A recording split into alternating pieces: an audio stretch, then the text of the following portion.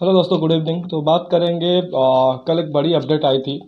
कल जब डब्ल्यूपीएल का मैच चल रहा था, फाइनल मैच, तो उसी दौरान एक बड़ी अपडेट आई थी कि बीसीसीआई ने जो एनुअल कॉन्ट्रैक्ट है, सेंट्रल कॉन्ट्रैक्ट, जो एनुअली जो प्लेयर को एक तरीके से पैसे मिलते हैं, जो जितने भी प्लेयर्स जो कि बीसीसीआई के कॉन्ट्रैक्ट के अंदर रहते हैं, वो लिस्ट उन्होंने जारी कर दी थी।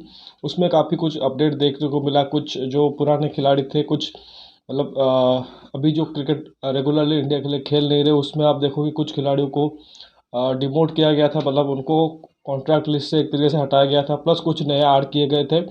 साथ ही आप देखो कि कुछ खिलाड़ियों को प्रमोशन मिला था, कुछ खिलाड़ी को डिमोशन भी मिला था। तो इन डिटेल बात कर लेंगे उन सब के बारे में। तो सबसे पहले एक नंबर बताता हूँ, वो है 26।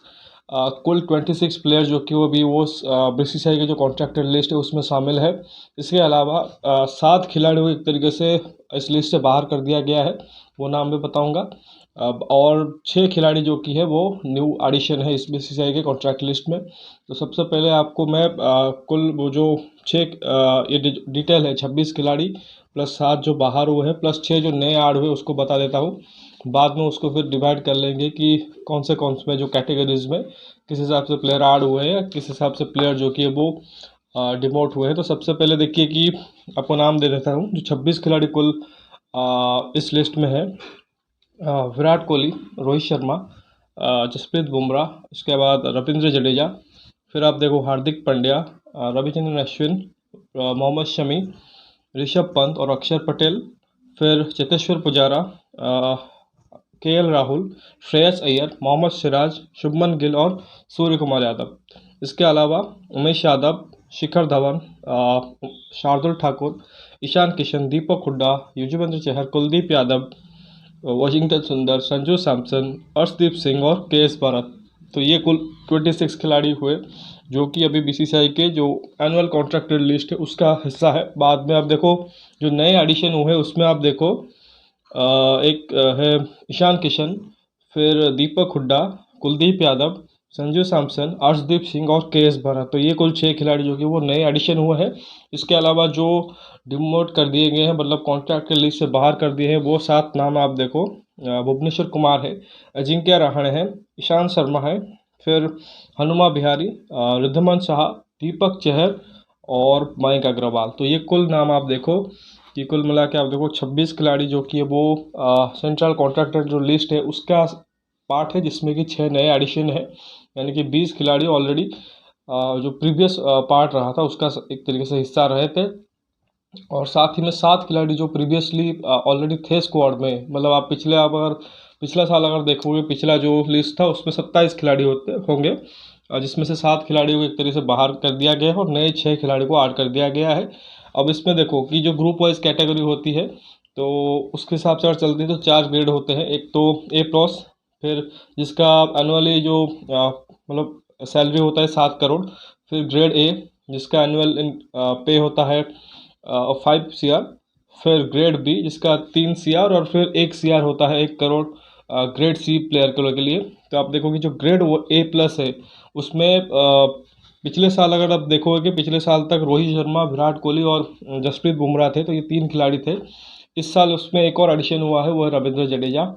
ऑब्वियसली तीनों फॉर्मेट खेलते हैं, रेगुलरली फीचर करते हैं और बहुत बड़े प्लेयर हैं टीम के लिए। तो उस हिसाब से आप देखो रविंद्र जडेजा को ऐड कर दिया गया है। हालांकि जसप्रीत बुमराह अभी इस टीम का हिस्सा नहीं है, इंजरी की वजह से बाहर है, लेकिन क्योंकि इतने बड़े खिलाड़ी हैं, टीम के मेन खिलाड़ी हैं, तो उस वजह से उनको इस कैटेगरी में रखा गया है। तो रविंद्र जडेजा जो कि है वो पिछले ये में देखो वो ए से ए प्लस को उनका एक तरीके से वो ऊपर आए हैं। इसके अलावा अगर हम फिर ग्रेड ए देखें तो उसमें अभी देखो पिछले साल आप देखो कौन थे। अश्विन थे, केएल राहुल थे, रविंद्र जडेजा थे, ऋषभ पंत थे और फिर मोहम्मद शमी था। उसमें आप देखो कि केएल राहुल का नाम नहीं है। केएल राहुल नीचे चले गए हैं बी ग्रेड में, उनको डिमोशन हुआ है। लेकिन यहाँ पर आप देखोगे कि अक्षर पटेल का बी से ए को हुआ है। तो जो अभी का करंट अगर आप लिस्ट देखोगे तो उसमें हार्दिक, अश्विन, शमी, पंत और अक्षर दिखा रहा है। तो इसका मतलब 2 नए एडिशन है इसमें। अक्षर को लिया गया है सी, मतलब बी ग्रेड से वो ए ग्रेड में आए हैं, और हार्दिक पांड्या जो कि वो सी ग्रेड से ए ग्रेड में आए हैं। तो इन दोनों का भी एक तरीके से प्रमोशन हुआ है। इसके अलावा जो बी ग्रेड की कैटेगरी उसमें देखो पुजारा है, फिर केएल राहुल है ऑब्वियसली जिनका एक तरह से डिमोशन हुआ है एक ग्रेड से, फिर श्रेयस अय्यर, मोहम्मद सिराज, शुभमन गिल एंड सूर्य कुमार यादव। अब अगेन देखिए शुभमन गिल और सूर्य कुमार यादव जो कि है उनका एक तरीके से प्रमोशन हुआ है सी ग्रेड से लेके बी ग्रेड तक।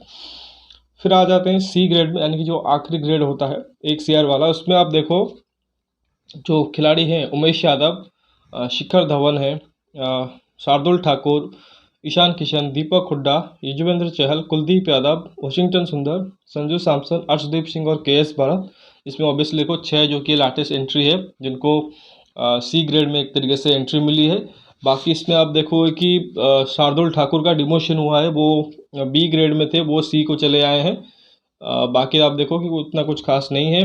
और पिछले बार में आप देखो कि जो 7 खिलाड़ी जो बाहर हुए उसमें आप देखो कि एक तो रहाणे हैं जो कि बी ग्रेड में थे, बी कैटेगरी में। फिर आप देखो कि ईशांत शर्मा भी हैं जो बी कैटेगरी में थे। बाकी आप देखो कि हनुमा बिहारी हो गए, रिद्धमन साहा हो गए या भुवनेश्वर कुमार हो गए, ये सब अगर देखोगे फिर मयंक अग्रवाल और दीपक चहर ये भी सब सी कैटेगरी में थे, तो इनका एक तरीके से डिमोशन हुआ है। लेकिन जो सबसे बड़ी खबर ये है कि रविंद्र जडेजा ए कैटेगरी से ए प्लस में गए हैं।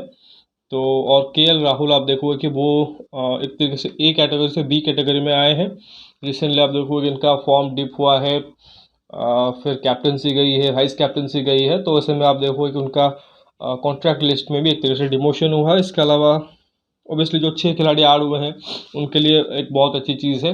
लेकिन इसमें एक और चीज़ पॉइंटेबल है, अगर आप देख रहे हो शिखर धवन का नाम ऑलरेडी अभी भी वो जो सी कैटेगरी है उसमें शामिल है, यानी कि अभी भी कहीं ना कहीं टीम मैनेजमेंट उनको देख रही है कि क्या पता अगर वर्ल्ड कप का साल है, अगर वो आईपीएल उनका अच्छा जाता है, क्योंकि बहुत ही नज़दीक है आईपीएल एक तरीके से, अगर उनका आईपीएल अच्छा जाता है मतलब 550-600 रन का एक अच्छा सीज़न दे देते हैं, और अगर सपोज़ कि ईशान किशन या जो दूसरे बैकअप ओपनर देख रहे हैं, अभी तो चलो रोहित शर्मा और शुभमन गिल आपके 2 ओपनर हो गए, लेकिन एक बैकअप ओपनर भी आपको चाहिए, तो कहीं ना कहीं एक टीम मैनेजमेंट सोच रही है कि शिखर धवन अभी उतने मतलब उनकी करियर अभी ख़त्म नहीं हुई है, अभी रिसेंटली कुछ महीने पहले तक वो खेल रहे थे, क्या पता एक अच्छा आईपीएल आए, कॉन्फिडेंस के साथ आए।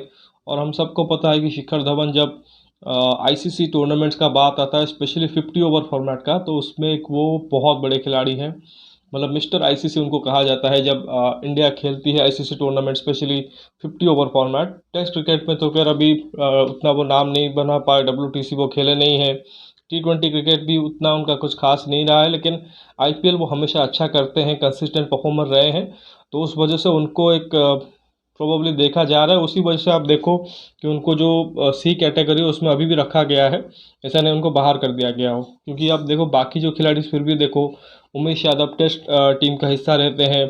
बाकी आप जितने भी आप खिलाड़ी देखोगे कि चहल हो गए वो ओडीआई सेटअप का हिस्सा है, बाकी नए नाम भी सब आ रहे हो गए हैं, के एस भरत हो गए, संजू सैमसन हो गए, लेकिन शिखर धवन को क्यों रखा गया है? जबकि आप देखो जो पिछला लिस्ट था उसमें से आप देखो कि अजिंक्य रहाणे हो गए, फिर भुवनेश्वर कुमार हो गए, ईशांत शर्मा हो गए, बिहारी हो गए, शाह हो गए, या इवन आप मयंक अग्रवाल और दीपक चहर को भी देखो, ये सब खिलाड़ी भी जो है शायद इनका नाम वहाँ पे नहीं है, लेकिन शिखर धवन का नाम है, क्योंकि शिखर धवन तो टेस्ट क्रिकेट अभी खेलते नहीं है, अभी टी20s में भी नहीं है। लेकिन कहीं ना कहीं जो पॉइंट यही है, वर्ल्ड कप को देखते हुए टीम इंडिया शायद सोच रही है कि इनकेस उनकी ज़रूरत पड़ गई, अच्छे फॉर्म में हो, तो मे भी उनको आज बैकअप ओपनर ले सकते हैं।